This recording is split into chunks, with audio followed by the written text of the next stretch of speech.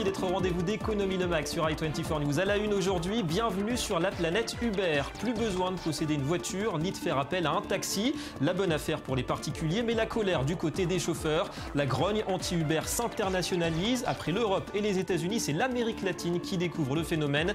Illustration dans un instant au Mexique, avant de parler de l'économie du partage avec un expert, Antonin Léonard. Et puis, et si l'afflux inédit de migrants en Europe était une aubaine pour l'économie? 500 000 nouveaux venus attendus cette année en Allemagne et des capacités d'accueil mises à rude épreuve. Mais Berlin veut la jouer visionnaire et en profiter pour donner un coup de jeune à son marché du travail déclinant. Des enjeux qu'on décryptera tout à l'heure. Voilà pour le sommaire, bienvenue à tous. Mais d'abord, l'essentiel de l'actu éco du jour en images. Et on débute aux États-Unis. Il a trouvé son nouveau champ de bataille. Barack Obama a annoncé hier son plan pour lutter contre le réchauffement climatique. Ambition, réduire de 32% les émissions de CO2 des centrales électriques américaines d'ici 15 ans par rapport à leur niveau de 2005. Ce plan sera appliqué en concertation avec chacun des 50 États. Son annonce survient à moins de 6 mois de la grande conférence de Paris sur le climat. Préserver l'environnement tout en soutenant la croissance. C'est le défi proposé aux grandes puissances. Et pour le chef de la Maison-Blanche, il faut agir maintenant. Depuis 10 ans, alors que notre économie poursuit sa croissance, les États-Unis ont réduit leur émission de carbone plus que tout autre pays au monde. Ce qui change, c'est qu'à partir d'aujourd'hui, Washington concrétise enfin son projet à l'échelle du pays. En décidant de ses objectifs, nous pouvons accélérer la transition vers un futur plus propre et moins dangereux. Le futur des États-Unis, il n'y a pas que Barack Obama qui le prépare. John Kerry, son secrétaire d'État, était hier à Singapour. Il a tenté de dissiper les doutes quant à la conclusion d'un accord sur le TTP. On en parlait hier, le libre-échange transpacifique. Malgré l'échec des discussions à Hawaï la semaine dernière, le projet avance selon lui à grands pas. Et cette région Asie-Pacifique fait bien partie des priorités de Washington. Nous faisons la promotion d'un ordre stable, transparent et réglementé pour le XXIe siècle qui encouragera la coopération entre tous les pays d'Asie-Pacifique. La prospérité partagée dans la région est un élément essentiel de notre stratégie et ce programme commence par le commerce. En parlant de libre-échange, sachez que l'Union européenne et le Vietnam sont parvenus aujourd'hui à un accord politique sur un traité de libre-échange. Après 2 ans et demi d'intenses négociations, notez également que John Kerry était aussi hier au Qatar, juste avant Singapour. Il a promis une accélération des ventes d'armes américaines aux monarchies sunnites du Golfe, inquiète forcément du récent accord sur le nucléaire iranien.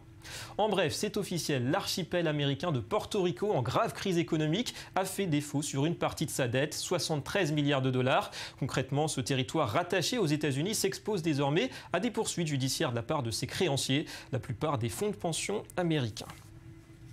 Cap sur l'Australie avec cet immense projet de construction navale dévoilé ce mardi par le Premier ministre Tony Abbott. Il s'agira de produire sur place des frégates et des navires de patrouille et renouveler ainsi sur 20 ans la flotte de guerre du pays. Un programme doté d'une enveloppe de 65 milliards de dollars et à la clé 2500 emplois. La flotte australienne sera construite ici, en Australie, parce que nous avons confiance en nos propres structures. Nous avons la force de travail, nous avons la technologie, nous avons la détermination, nous avons la capacité de le faire.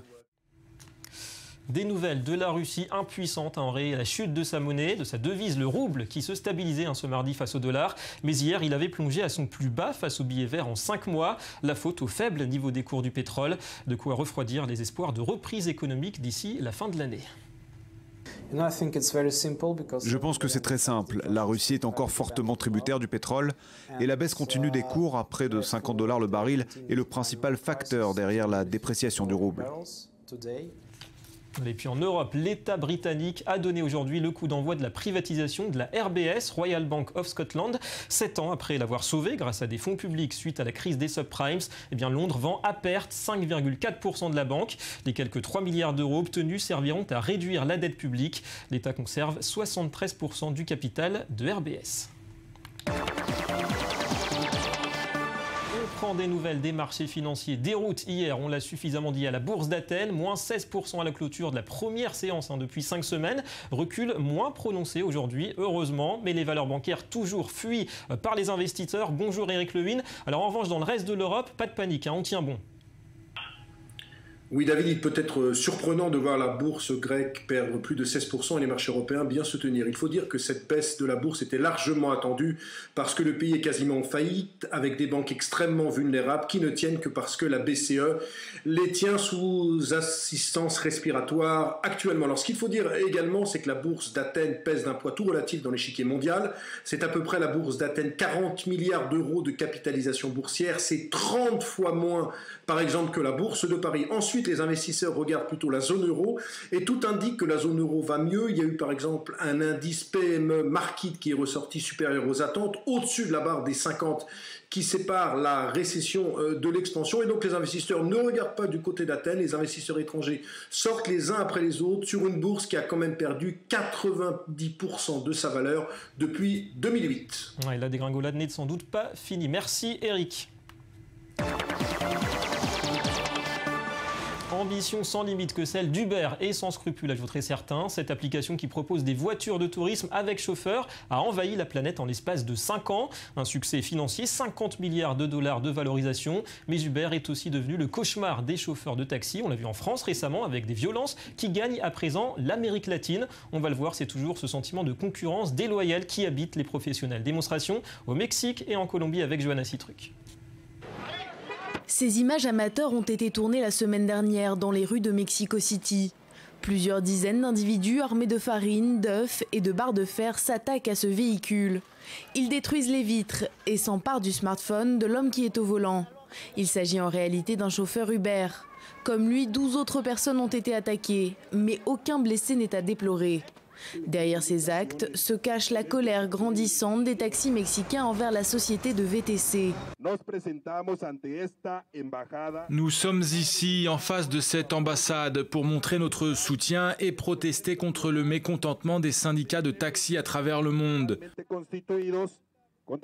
Nous sommes contre ces applications quasi internationales qui perpétuent un crime à chaque passager transporté. De son côté, Uber condamne ces agressions et appelle à un dialogue dans le calme pour résoudre les différends. La violence est inacceptable. Nous invitons toutes ces personnes à dialoguer et nous sommes disposés à travailler avec les autorités et les associations de taxis pour que cela bénéficie aux citoyens. Régularisé dans le pays il y a tout juste quelques semaines, Uber est considéré par les chauffeurs de taxi comme un concurrent déloyal. Les VTC ont plus d'avantages, notamment financiers, et facturent leurs courses moins chères. Résultat, les clients ont tendance à se tourner vers Uber. Une situation qui n'est pas cantonnée au Mexique, mais qui s'étend en Amérique latine. Par exemple au Brésil et en Colombie. Nous en avons assez de toutes ces applications illégales. Uber est en train de nous tuer. Maintenant, ils sont même moins chers que nous. C'est un client qui m'a dit que leur prix était plus bas que les nôtres. Mais ces obstacles ne semblent pas arrêter la société californienne. Uber, dont la valorisation dépasse désormais les 50 milliards de dollars, a révélé vouloir investir 1 milliard en Inde sur les 9 prochains mois. Objectif, écraser la concurrence locale et profiter pleinement d'un des plus grands marchés de la planète. Voilà Uber qui s'internationalise et la grogne aussi. On interroge un expert, Antonin Léonard, bonjour. Bonjour. Spécialiste de l'économie collaborative et fondateur du think tank WeShare. Alors on vient de parler d'Uber et des craintes évidemment de destruction d'emplois, de précarisation du travail. Est-ce qu'une entreprise comme Uber entre dans le cadre de ce que vous concevez, vous, comme faisant partie de l'économie du partage en général ? En fait, ce qui est en train de se passer, c'est qu'on évolue progressivement d'une économie du partage ou collaborative ou pair à pair vers une économie à la demande. Et en fait, Uber, ça relève plutôt de l'économie à la demande, c'est-à-dire que c'est une plateforme capitalistique qui met en relation des chauffeurs qui sont freelance, indépendants, avec des passagers.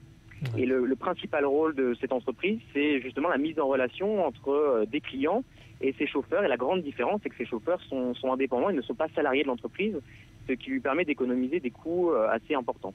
Alors pour parler de cette économie du partage globalement, est-ce que selon vous elle doit correspondre à un certain code de valeur? Est-ce que c'est plutôt un courant économique alternatif avec une composante peut-être solidaire ou bien tout simplement l'avenir du capitalisme? La suite. En fait, il y a vraiment deux types d'économies au sein de ces modèles de l'économie collaborative, du partage ou à la demande. Il y a des structures qui sont effectivement extrêmement capitalistiques et libérales, et il y a des craintes effectives sur l'évolution du salariat, du travail. Et là, la question qui se pose, c'est celle de la régulation et de l'encadrement de ces modèles-là. Et puis, il y a une autre économie qui relève davantage de l'économie open source, des communs, des associations, une économie plus locale, qui est peut-être un peu moins visible, qu'on évoque moins dans les médias, mais qui est effectivement également en fort développement. Alors on voit que l'économie collaborative étend sa présence au sein de l'économie traditionnelle, on va dire, mobilité, éducation, on l'a vu avec Uber, la mobilité, le logement, Airbnb, la finance, le crowdfunding. Est-ce que ça répond à une vraie tendance, moins posséder peut-être, et puis davantage mettre en commun ses biens, ses compétences? Oui, alors là vous évoquez différents modèles et différents secteurs. Les besoins des consommateurs, les attentes des consommateurs sont différentes en fonction des secteurs, et le crowdfunding ne permet pas le même type de pratiques et de projets qu'effectivement d'autres modèles plus orientés mobilité ou tourisme dans l'économie collaborative. Ce qui est certain, c'est qu'il y a une évolution assez profonde du travail, et il y a une évolution des attentes, notamment des jeunes générations, en direction du travail. On attend un peu moins de travailler de 9h à 19h, 5 jours par semaine, et on attend un peu plus de flexibilité dans son travail, au point, effectivement, d'accepter des formes de travail plus indépendantes et plus précaires dans certains cas. Donc une mutation, y compris dans le domaine du travail. Merci beaucoup, Antonin Léonard, pour ces éclairages. Allez, second dossier, l'immigration économique clandestine. Elle est sous le feu des projecteurs en Europe. Encore 600 tentatives d'intrusion sur le site d'Eurotunnel la nuit dernière. Et en Allemagne, eh bien, on s'attend à un total d'1,5 million d'arrivées pour l'ensemble de cette année. Et vous allez le voir, Berlin veut transformer ce casse-tête en atout pour sa démographie vieillissante. Une panoplie d'outils d'intégration au marché du travail est d'ailleurs à disposition des nouveaux venus. Laura Duhamel. Il devrait être plus de 500 000 à la fin de l'année. Les migrants affluent massivement en Allemagne et les structures d'accueil de ce pays sont débordées. Alors, pour aider les demandeurs d'asile à s'intégrer professionnellement, un projet original a été mis en place dans la capitale. Arrivo Berlin, c'est le nom de ce programme, qui organise des sessions d'orientation, de formation et même des cours de langue. Plusieurs sociétés qui recrutent se sont portées volontaires pour participer. Parmi les nouveaux venus, Osman, qui a fui le Tchad. J'ai appris que les postes qualifiés sont difficiles d'accès. Je suis là depuis 2 semaines, j'ai envie d'y arriver. J'ai envie d'apprendre parce qu'on ne peut rien faire sans carrière. Je dois apprendre quelque chose. Le directeur du projet insiste sur le potentiel de ces migrants qui arrivent sur un marché du travail vieillissant. Et les perspectives ne manquent pas en Allemagne. L'économie a tout intérêt à intégrer ces personnes afin de réguler la pénurie de travailleurs qualifiés qui va en s'amplifiant. Les personnes qui viennent ici ont des années d'expérience dans des domaines particuliers. Ils sont très motivés, ont très envie de réussir, de s'intégrer à notre société et d'y contribuer. Et s'ils peuvent le faire avec l'aide d'une société qui recrute, alors c'est une situation gagnant-gagnant pour tous. Mais trouver un travail ne garantit pas aux demandeurs d'asile l'obtention d'un titre de séjour. C'est un vrai problème pour l'économie, ce qui explique qu'il faut des conditions sécurisantes. C'est de la pure logique. Si une société forme quelqu'un, elle investit dans cette personne. Les autorités allemandes tentent de réguler l'afflux migratoire. Des sources non officielles annoncent le chiffre de 600 000 migrants pour cette année, du jamais vu. La semaine dernière, le gouvernement a adopté des mesures pour mieux intégrer sur le marché du travail les réfugiés. Et les sociodémocrates veulent aller encore plus loin. Ils réclament une loi globale sur l'immigration et l'intégration des réfugiés.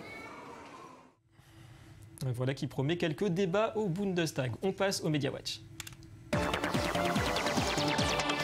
Et la revue de presse qui débute par la Grèce. On reparle de l'ex-ministre des Finances Varoufakis. Bonjour Jonas Citruc. Bonjour David. Alors la France, d'après lui, serait aussi dans le collimateur de la Troïka, la même que pour la Grèce. Effectivement, depuis qu'il a quitté le gouvernement grec, Yanis Varoufakis n'en finit plus de faire des révélations.